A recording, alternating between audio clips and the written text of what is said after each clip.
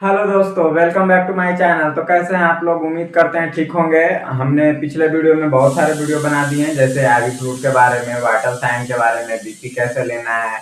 ये बहुत सारे वीडियो बने हुए हैं। आप लोग नहीं देखे हो तो जाके एक बार चेक करें और वीडियो को देखें, और अच्छा लगे तो शेयर करें।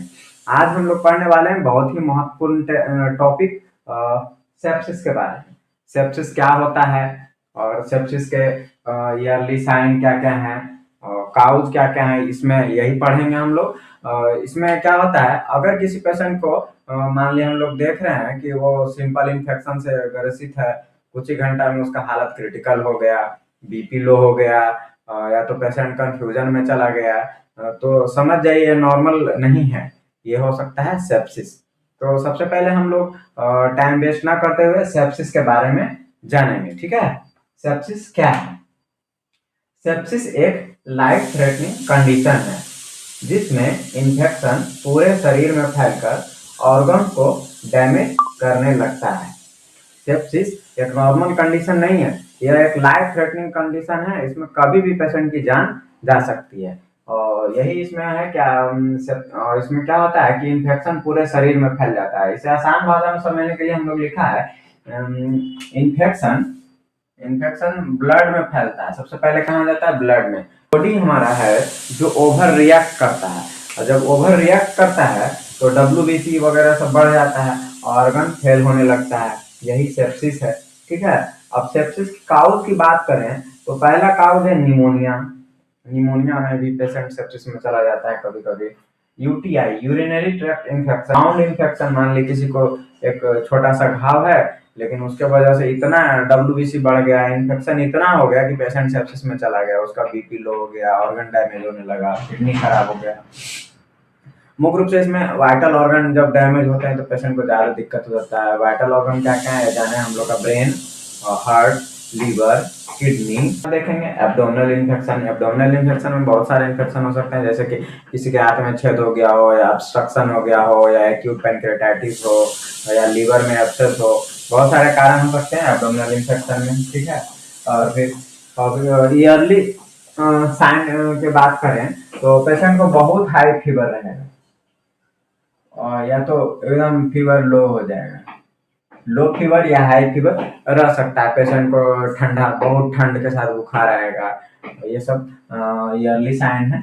और हार्ट रेट हाई हो जाएगा, पेशेंट बार जल्दी जल्दी सांस लेगा, पेशेंट का स्थिति बिगड़ने लगेगा, कंफ्यूजन में हो जाएगा पेशेंट। फिर अगला देखें, लो बीपी। ब्लड प्रेशर इतना लो हो जाता है कि कभी कभी मॉनिटर इसे एसेस नहीं कर पाता है, नॉर्मल बीपी से एकदम लो चला जाता है। अब sepsis versus septic shock. Sepsis sepsis बोले तो sepsis infection plus body temperature, infection बढ़ जाता है और बॉडी टेम्परेचर बढ़ जाता है। सेप्सिस और सेप्टिक शॉक में जब पेशेंट जाता है तो कंडीशन सीवियर हो जाता है, ठीक है। और पेशेंट सेप्सिस में है तो सेप्टिक शॉक में जाएगा तो उसका कंडीशन बहुत सीवियर हो जाएगा। मुख्य रूप से वाइटल ऑर्गन डैमेज होने लगते हैं। और अगला देखें तो क्या लिखा हुआ है, बीपी बहुत लो हो जाता है। आईवी फ्लूइड देने के बाद भी बीपी नहीं बढ़ता है। करेंगे डायग्नोसिस की, तो डायग्नोसिस में हम लोग सीबीसी देखेंगे।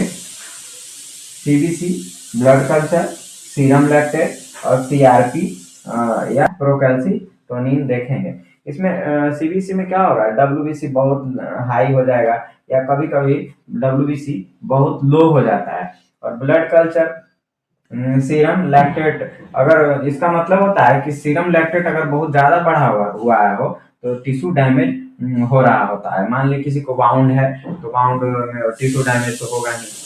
तो यही देखने को मिलता है सीरम लैक्टेट में। और सीआरपी की बात करें, ये भी इन्फेक्शन का एक मार्कर होता है, जो कि बहुत बढ़ा हुआ है, तो समझ जाइए कि पेशेंट सेप्सिस में है। तो हम लोग बात करेंगे इमरजेंसी मैनेजमेंट के बारे में। इमरजेंसी मैनेजमेंट में हम लोग देखेंगे कि सबसे पहले ऑक्सीजन, ऑक्सीजन जो कि बहुत जरूरी है। हम लोग ऑक्सीजन मेंटेन करेंगे, जैसे SpO2। पिछले वीडियो में हमने ऑक्सीजन कितना दें और कैसे दें इसके बारे में हमने पढ़ा है। अगर आपने नहीं वीडियो देखा है तो जरूर देखें। तो पहला क्या है, ऑक्सीजन मेंटेन करके रखना है, कितना, 95 से 100% के बीच में मेंटेन करके रखना है। और अगला नंबर देखेंगे तो आईवी फ्लूइड्स। IV फ्लूइड्स में क्या देना है, नॉर्मल सलाइन या RL बीपी मेंटेन करने के लिए देना जरूरी है। और सबसे इम्पोर्टेंट है वो है एंटीबायोटिक। फर्स्ट 1 आवर में एंटीबायोटिक देना जरूरी होता है, जो कि हमारा पहला 1 घंटा बहुत गोल्डन आवर होता है, ठीक है। और अब बात करें बीपी मेंटेन करें, तो बीपी मेंटेन करना बहुत ही इंपॉर्टेंट होता है, क्योंकि अगर बीपी मेंटेन नहीं हुआ तो हमारे वाइटल ऑर्गन को ब्लड सप्लाई नहीं जाएगा, तब वो शट डाउन हो सकता है। अगर एक बार वाइटल ऑर्गन शट डाउन हो गए तो फिर उसे दोबारा पुनः शुरू करना मुश्किल हो जाता है। तो अगर बीपी नहीं बढ़ रहा है तो वैसोप्रेसर मेडिसिन दे सकते हैं, जैसे नॉरएड्रेनालिन, जो कि नॉरेड नाम से आता है, और भी मेडिसिन है वैसोप्रेसर मेडिसिन, उसे हम लोग देंगे। और फिर अगला बात करेंगे मॉनिटरिंग की। तो मॉनिटरिंग बहुत जरूरी है ऐसे पेशेंट में। बीपी देखना है मेंटेन है कि नहीं, पल्स देखना है, SpO2 देखना है, यूरिन आउटपुट सबसे इंपॉर्टेंट होता है। इस तरह के पेशेंट में यूरिन आउटपुट इसलिए आवश्यक होता है कि क्योंकि अगर पेशेंट को बीपी मेंटेन करने के लिए हम लोग फ्लूइड दे रहे हैं और वो फ्लूइड कितना निकल रहा है, कहीं हमारा किडनी खराब तो नहीं है। अगर किडनी खराब होगा तो हमारा जितना भी फ्लूइड दे रहे हैं सारा ही बॉडी में रह जाएगा, और कुछ लंग्स में जमा हो जाएगा, कुछ पेट में जमा हो जाएगा। इसी तरह से हमारा पेशेंट ओवर हाइड्रेटेड हो जाएगा, और उससे फिर लंग्स में जमा हो जाएगा, तो फिर सांस लेने में दिक्कत होगा, सैचुरेशन गिरने लगेगा। ये सब दिक्कतें हम लोगों को झेलना पड़ सकता है। इसलिए यूरिन आउटपुट सबसे इम्पोर्टेंट होता है। नर्सिंग के लिए भी बहुत इम्पोर्टेंट होता है कि वो हर 15 से 20 मिनट पे वाइटल चेक करते रहें और यूरिन आउटपुट मॉनिटर करते रहें कि कितना फ्लूइड हम लोग दे रहे हैं और कितना यूरिन बैग में हमारा फ्लूइड आ रहा है, ठीक है।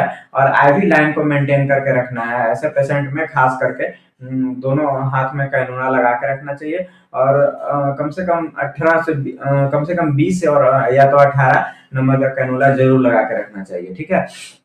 और अब बात करें पेशेंट के ऑब्जर्वेशन के बारे में। तो पेशेंट का ऑब्जर्वेशन भी बहुत जरूरी है कि पेशेंट किस कंडीशन में है। कंक्लूजन की बात करें तो सेप्सिस एक साइलेंट किलर है, लेकिन यह अर्ली स्टेज में अगर पहचान लिया जाए तो तुरंत ट्रीटमेंट शुरू कर दें तो पेशेंट की जान बच सकती है। एक याद रखने वाला पॉइंट है सभी के लिए, सभी नर्सिंग स्टाफ के लिए, रिमेंबर है कि early detection plus fast treatment बराबर सेविंग लाइफ। यानी कि जल्दी किसी पेशेंट का डायग्नोस कर लिया जाए और फास्ट ट्रीटमेंट शुरू किया जाए तो लाइफ सेविंग हो सकता है।